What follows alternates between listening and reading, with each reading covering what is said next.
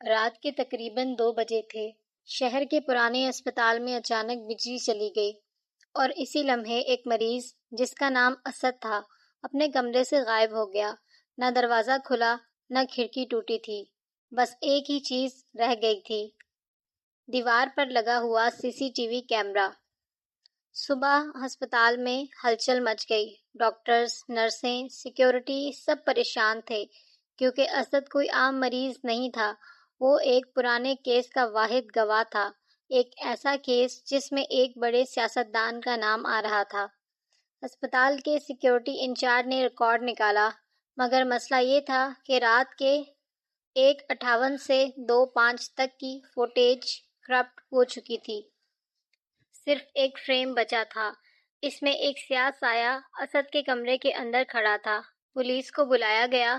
Inspector Haris نے case سنبھالا۔ وہ جب کمرے میں آیا تو اسے ایک عجیب سی بات محسوس ہوئی۔ کمرے میں ٹھنڈک عام سے زیادہ تھی، حالانکہ AC بند تھا۔ حارث نے پوچھا، کیا اس مریض کی کوئی دھمکی ملی تھی؟ نرس نے ہچکچاتے ہوئے کہا، جی، وہ بار بار کہہ رہا تھا کہ کوئی اسے رات کو لینے آئے گا۔ اگلے دن اسد کی فائل ملی، اس میں ایک پرانا بیان تھا، میں نے وہ چیز دیکھی ہے جو نہیں دیکھنی چاہیے تھی، اگر میں غائب ہو جاؤں تو سمجھ جانا میں خاموش کر دیا گیا ہوں۔ اب کیس واضح ہو رہا تھا، یہ کوئی عام غائب ہونا نہیں تھا، یہ خاموش کرانے کا طریقہ تھا۔ حارث نے CCTV کا بیک اپ نکالنے کی کوشش کی، مگر ہر جگہ ایک ہی جواب آیا، نو ڈیٹا اویلیبل۔ صرف ایک پرانا ٹیکنیشین تھا جس نے کہا، سر، کچھ ویڈیوز ڈیلیٹ نہیں ہوتی، بس اوور رائٹ ہو جاتی ہیں۔ اسی رات حارث خود اسپتال میں رک گیا۔ رات 2 بجے اس نے ایک عجیب آواز سنی، جیسے کوئی کمرے کے باہر چل رہا ہو، پھر رک گیا، پھر دروازہ آہستہ سے کھلا۔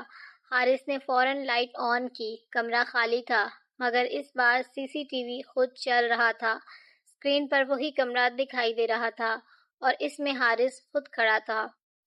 حارث کا دل تیز دھڑکا، لیکن اس سے پہلے کہ وہ کچھ سمجھ پاتا، اسکرین میں موجود وہ حارث کی آنکھیں کیمرے کی طرف دیکھنے لگیں اور پھر اسکرین سیاہ ہو گئی۔